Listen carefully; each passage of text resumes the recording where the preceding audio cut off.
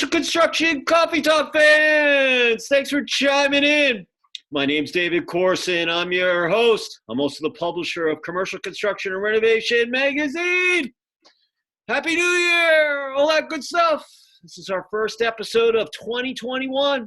Hope that, it's a little late. I know it's February. Today's February 2nd. I know everybody's, probably, got back into the swing of things.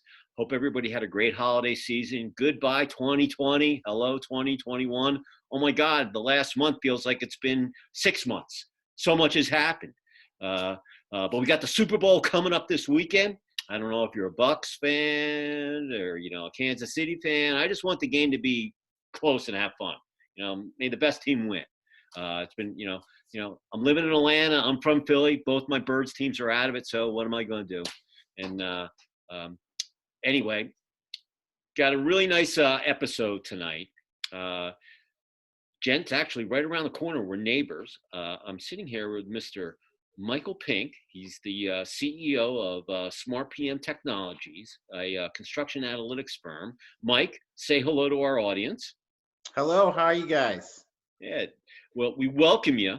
And the reason why we wanted to have Mike on was as the year starts off, everybody's got things in the pipeline and scheduling, coming out of COVID, finding, the vendors or the subs to get the job done. You want to start off on the right foot so you can go through the year, and at the end of the year, you can say, wow, we really did a good job.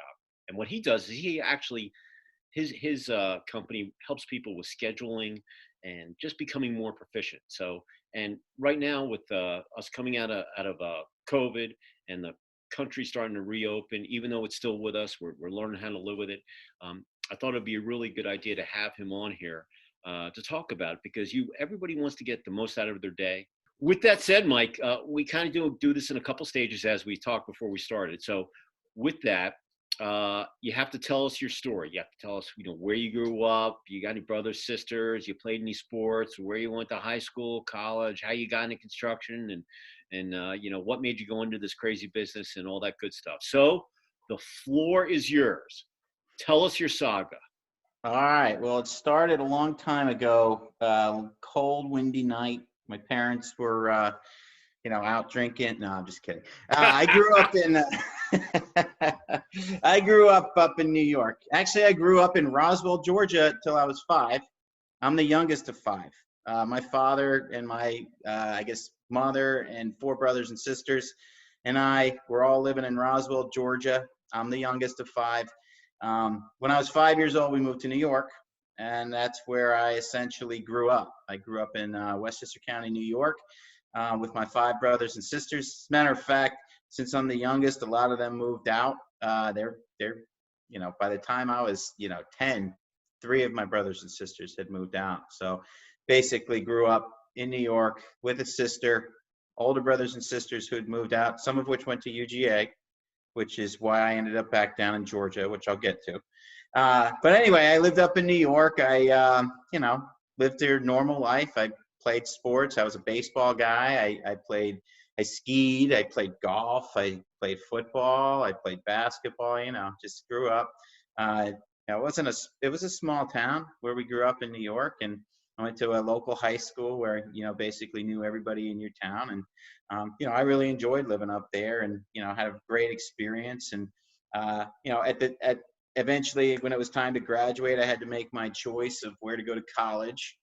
And I ended up going to Georgia Tech, which is down here now. Reason I went to Georgia Tech, as a matter of fact, was back to what I was telling you. My brothers and sisters, when they graduated high school in New York, they all came back down towards Georgia, ended up at UGA, and then never left Atlanta. Sure. And I ended up at Georgia Tech. Got a degree in industrial engineering here in Atlanta at Georgia Tech. Go figure, huh? Engineer, Yeah, exactly. So, yeah, I got my first job. I didn't go to school to get involved in construction. I went to school to get involved in helping businesses add efficiencies, which really plays into what I do today. But nonetheless, I took my first job out of college as what you would call a construction consultant. Somebody who is involved helping contractors and owners in sticky situations, really. Sometimes we'd help them identify risk on their projects. Sometimes we help them with project controls, but most of the time we were asked to forensically reconstruct their projects for litigation purposes. I mean, that's the time where people called and paid those rates that we had, was when they were in a real bind, and usually that was litigation. So that was my first job. I got into the construction industry, pretty much learned right out of college how to reconstruct a project from the data, which was, a little bit ahead of its time 20 years ago, as we were still digging paperwork out of boxes and, folders and, file cabinets and some computers and no network computers. So we were, grabbing a bunch of information and we were turning it into an analysis of performance on their job, starting with a plan and ending up with what actually happened. There are still guys out there that do that today, believe it or not. Yeah, I mean, there's still plenty of them out there. Booming business. I'm one of the few who left. Yeah. Because I felt like there was a better way. I mean, that's, at the end of the day, that's what happened to me. I was doing this forensic work, helping people understand things after they had lost the money. Industrial engineering, that's exactly the opposite of what I went to college for. It was fixing problems, and I was sitting there helping people wade through data to manage a problem that had already happened. So that's really where I had I was a bad fit for that role, because I just didn't enjoy the forensic, analysis. I did it over and over and over. Of course, we help people, get money and, not end up as bad as it could have been, that kind of situation. I'd like to think I helped people figure out how to settle, not what some consultants seem to do, is figure out how to win. I figured out what the answer was and who owed who what, and then just left it at that. But nonetheless, having been through situations with different consulting firms where I realized there was a real conflict of interest as a consultant, and there was a personal conflict of interest for me, sitting there on the side of the equation of the problem has already happened. So I decided that I needed to take what I've learned and create processes and technology that could help people understand what I could learn through that data in real time. One of the things that I learned as that consultant was that there's not a better data set in construction than the schedule. And the reason that's the case is because it's the only data set that connects all the parts and pieces into one whole. That shows how everything's interrelated, which was pretty much the discrepancy. Nobody knew who caused the problem, and there was a lot of finger pointing. So the schedule was my Bible, and I got very good at analyzing it. I took some of the skills I learned in college on how to create a better process and analyze data to get there, and I took what I learned from my experience as an analyst, really, to help come up with a better way to manage information or understand information in construction. And then I went and built a software to do it. And that's really where I'm at today. Listen, you went to GT, you were a B, and here you got your degree, you went out and you did your dirty work, and then you found your calling. So there's nothing wrong with that, I mean, I never knew I was terrible in English, Actually, my teachers in prep school, I'm Facebook friends with, they laugh at me when they find out I'm an editor. And they were like, oh my God, you were the worst in English. Oh my God, Corson, I redlined all your 500-word essays, and they can't believe I call myself an editor. But there I go, I mean, and they didn't realize how much they actually taught you. Yeah, it's amazing. When we were talking before we got on, everything that I did, I always can look back at things I've done that I did my best at it, but I always took something from it, and then I can apply it to what I'm doing today, whether it's publishing, sports, what have you. And but you never know what your calling's going to be. So here, you were at Deloitte, right? You did the dirty work, and then you figured out, hey man, this isn't my bag. But now you got your own gig, and now every day is an exciting, even though it's kind of the same kind of gig, but it's different. You know what I mean? Well, yeah. I mean, building a technology company wasn't what I expected it to be. Mm-hmm. I expected it, I have a process, I get paid money to do it manually. Let's just go automate it and then go sell that. And I thought that was how it would go. And it's not like that. It's Yeah. it's it's a whole new world of trying to build a company and sell a product that no one's ever thought of or heard of, into an industry that's just starting to get into technology. Oh yeah. Well, let's talk about your company. It's been around how long since you started your firm? How old is your company? Well, my current company's been around with the technology for 3 years, but prior to that, I was working essentially as a consultant doing a lot of R&D. Hmm. So I've been on my own since 2013. Okay, so you've been around. You're doing your gig. You go into 2020. Things are humming along. I mean, the beginning of last year was unbelievable. I saw cranes everywhere I went. Building was booming. Unemployment low. COVID hits us. Tom Hank gets. I always say Tom Hank got the bug, and everything got shut down. Who Oh knows yeah, how long I of it? Yeah, remember. yeah. Everything got shut down. I mean, I had my event in January. Many people, most people I ever had at my 10th anniversary summit. I'm in Milwaukee. I'm doing site visits. Tom Hank gets the bug. Everything gets shut down. I'm an event guy. All my events are frozen. I had to reinvent myself. So yourself going through like the last 9 months through the end of the last year, and then starting out this year. Um, what did you learn over the last 9 months with people with technology, collaboration, people working out of their offices or in their home, using the internet as a communication device? What kind of things did you learn moving forward? And then we'll talk about what you think about, the future. Yeah. So from a industry perspective, or no, you know what? I'll start with what I learned about my company and the industry as well. At first, when you're in a startup and you're essentially, you know, trying to get to profitability, as quick as possible, but you're challenged by the fact that you're entering a new market, you're creating a market, and you're trying to keep people, employed. That's a situation that got scary for me because I'm sort of looking around going, I have no clue what this is going to do to the industry. I Mhm. really don't. I don't know what this is going to do to the mentality of the people we sell to. I don't know what this is going to do to the economy. I don't know what this is going to do to the construction industry as a whole. Um, and I sort of just sat there and was nervous for a while, but then I realized something that helped me craft the plan going forward was that at that moment, the people that we sold to did not want software, and I needed to recognize that. They didn't need software. They didn't care to buy software. They didn't want to hear about software. They were thinking the same thing I was thinking just for their business. And that's where I realized that, all this stuff that I had done in the past, as a consultant, I had understood what would you do in this moment right now if you were a GCCM or, a decision maker at one of those places, and what would you want?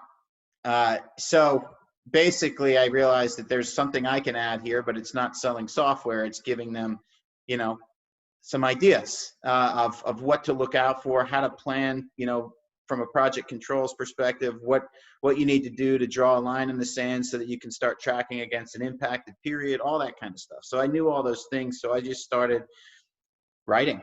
I started writing content. I started writing white papers, and I started sending them out to our database of contacts, and that actually helped me. We found that was people really appreciated the insight, the free advice from somebody who actually was making sense with this information, and it actually helped us navigate through everything because it created a appreciation for what we did.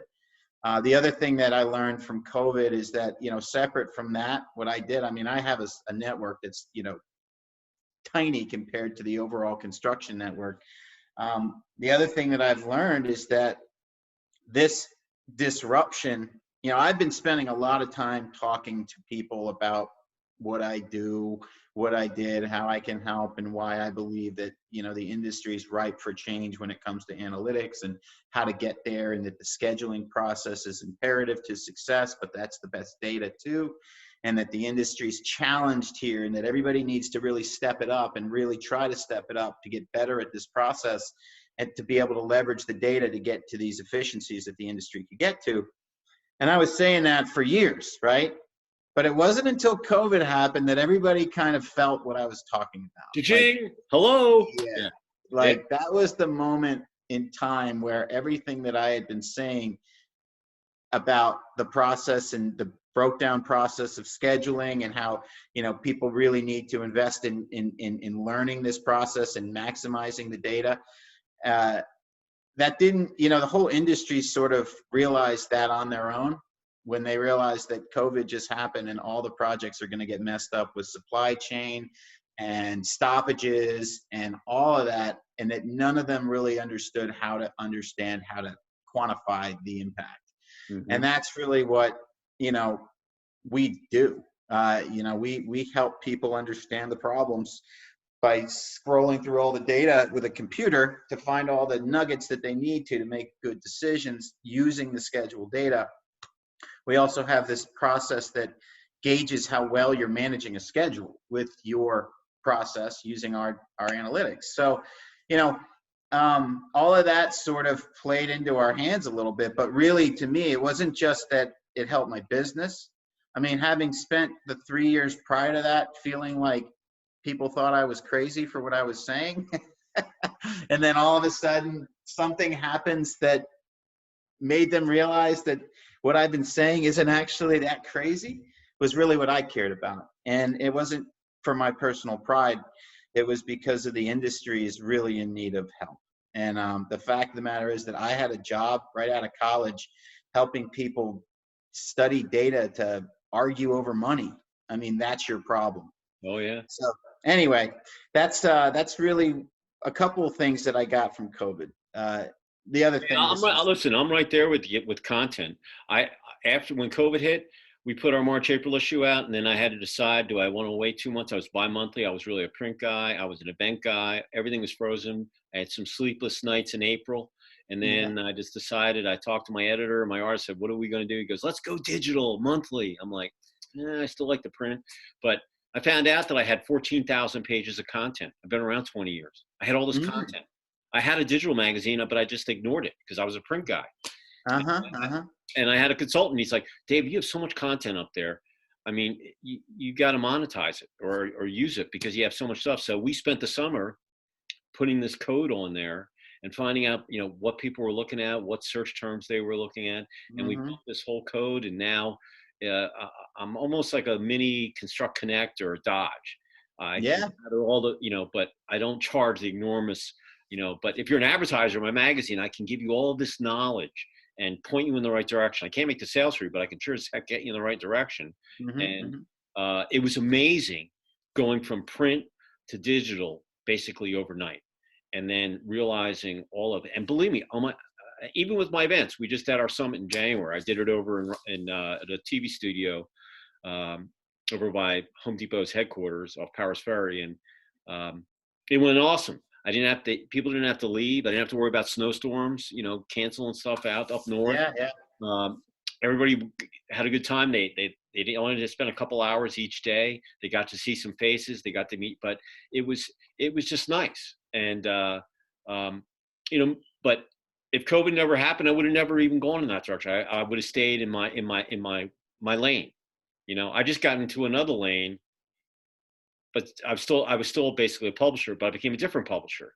And you know, it was amazing. COVID was it made me analyze my business, and that's what all the people I talked to, everybody was going through the same thing. Oh my God, what am I going to do if one of my PMs goes on the site and they get sick and they bring it home to someone else? Am I live? I mean, all of this stuff that people were talking about last year, and keeping people employed, and you don't know, some of your clients, they pushed their schedules back. They went from 60 days to 100 days paying you. I can go down all the different things that people were talking to me about. And what was amazing was the people that are still standing today, they actually were flexible enough to go and make the changes necessary to enable them to be standing today. And so COVID, even though it was a terrible thing, and I'm sure if a lot of people had to do it over, including some of the decisions that were made on the lockdowns, that stuff, well, some of it was political, and I'm not getting in there. But the bottom line is that, you know, it was a learning experience for everybody. And, you know, and you learn from your mistakes too. You know, I'm like a sports guy. Hey, you don't win every game. You learn from it. You learn, that team might have been better, but it's very tough to beat a team 3 times in a row. Sometimes, most of the times it doesn't. But look at the Bucks. They beat the Packers 3 times this year. So Hmm. and that's unforeseen. So Tom Brady, I'm these sports. He was with the Patriots. Now he's with the Bucks. He's going to his 10th Super Bowl. It's never Yeah, I happened. don't, That's 42 years old. I was thinking about that, and it's interesting because, I'm a Giants fan. You're a Philly fan. I don't like Tom Brady winning as many Super Bowls. I don't know why. I might just not like Tom Brady because of the Giants. But nonetheless, if you stand back and you look at it, this year, I don't know why, but I was sitting there going, there's no way that was all Brady. It had to have been Belichick. Brady's just a quarterback, yada, yada, yada. But you know what? That's not right, man. He's going to the Super Bowl on the Bucks, and Belichick's team sucked. Yeah. And I'm like, wow, can a player in his 40s really be that good? And then if you think about it, he's been playing for 20 years. He's been to Yeah. 10 Super Bowls, a Super Bowl every other year. He's been to 1/5 of the Super Bowls almost. It's And you crazy. know what the amazing thing about it is, him? If Drew Bledsoe would have never gotten hurt, he would have never had his chance because he was sitting on the bench. You know, Exactly. Well, that's the same thing with timing in like, business is everything. He got yes, his shot. exactly. Exactly. The timing. I mean, seriously, in this situation right now where we're at, some businesses thrived and others didn't. That disruption opened a lot of eyes. But now look at this. I mean, what is that going to do to the real estate industry? Now that people, and what I was shocked at what it did to the home building industry. I mean, the near term fact that I always thought that the market was going to shut down, but it thrive because it pointed out that people now realize they don't have to live in major cities as much, and they can buy that house and not worrying about being at work every day. And that's I think a huge change that we all need to be looking at for the construction industry.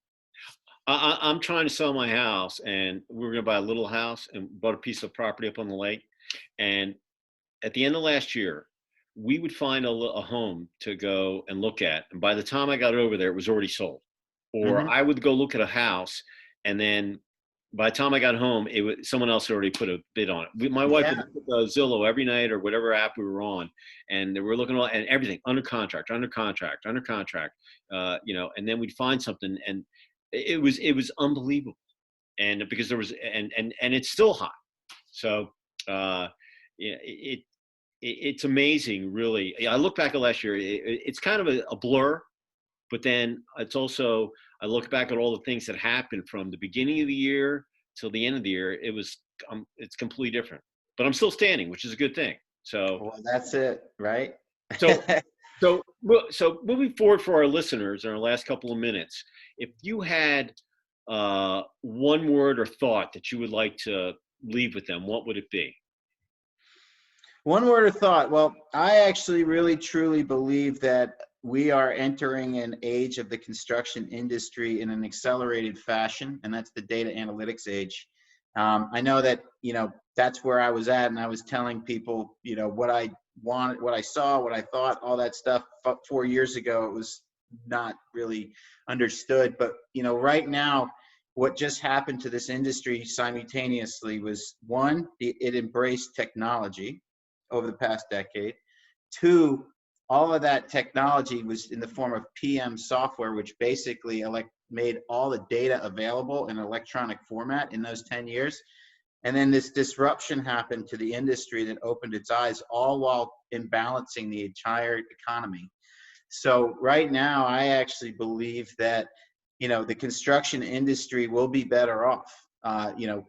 It was almost unscathed. We'll see some, downturn slightly this year and maybe into next year, but that'll be countered with infrastructure improvements. But at the end of the day, what I think is really happening behind the scenes, and I'm on the ground floor here looking, is the industry's now entering the data analytics age, and that's going to result in some amazing efficiencies over the next several years and probably likely changes in the way that things are done. So I think that that's very exciting for the industry. And that's probably the one thing I'd like to leave with them. I'll tell you, I was talking to a permitting firm today, and he said he's never been busier in his 20 years of being around. and he doesn't even know how he's going to get some of these jobs done. He's so busy. So Mhm. it's it truly is amazing to see that how resourceful and I don't even know what the word. The construction industry, a lot of people didn't, but it survived and it's still cruising, and it will come bigger. I always thought that what there's light at the end of the tunnel.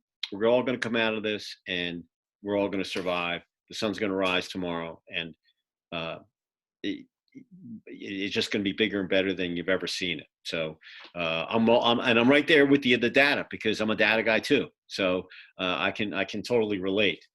Mike, if you're a contractor out there, an end user, a PM, and you're trying to help your clients, and you want to find out more about how Mike can help you, how would someone reach out to you? They would just either reach out to me via email, which is mpink at smartpmtech.com. You can go to our website, www.smartpmtech.com. If anybody's not a subscriber out there, we'd love to have you. Go to my website at ccr-mag.com. Up on the toolbar, there's a subscribe button. Got all the issues up there digitally. We'd love to have you. I've got AAA out of SoCal coming up on my next issue. Hopefully it'll post here by the end of the week. We're launching our digital buyer's guide next week. If you want to reach out to me, if you've got any stories, we look at everything. I'll find a spot for it. So up on social media, up on the website, maybe in the magazine. If you want to reach out to me, you can get me at David C at CCR-mag.com. David C at CCR-mag.com. Send me a note. We'd love to hear from you. And like I said, if you're not a subscriber, let's get you on that list, and we'll get the magazine out to you digitally. And we do a small print run for advertisers and the articles too as well. So with that said, Mike, pleasure meeting you. I want everybody to know out there, actually, Mike was one of our nominees for our first Commercial Construction Men's Awards that we did last fall. And I was just telling him that I posted up on my LinkedIn page, and I had almost over 5,000 views on that. There were only 4 of you on there. So you actually helped me launch that thing. So we really appreciate that. And I guess it was your good looks that made everybody want to take a look. No. It was your digitization of your business that did that for you. Yeah. Well, we appreciate I forget who nominated, but we're glad you were there. No, and I really appreciate the nomination. I was very, very flattered and happy to be with that group of guys. And thank you so much for having me tonight. This has been great. Well, with that said, I'm going to say goodnight from Suwanee, Georgia. And Mike's right around the corner from me. We're basically neighbors here, in the ATL. Say goodnight, Mike. Good night. Have a great evening. And I'm going to say goodnight to you. We'll catch you next week on another version of Commercial Construction Coffee Talk. Everybody have a great rest of the week. Keep the faith. Enjoy the Super Bowl. Go Bucks. Go Chiefs. Someone's going to win. And stay positive, because it's going to be awesome. And with that, we'll catch you next time. Mike, I hope to see you. We'll catch lunch and we'll meet in person, okay? Absolutely. Looking forward to it. Have a good night. All right, guys. We'll talk to you later. Hang loose.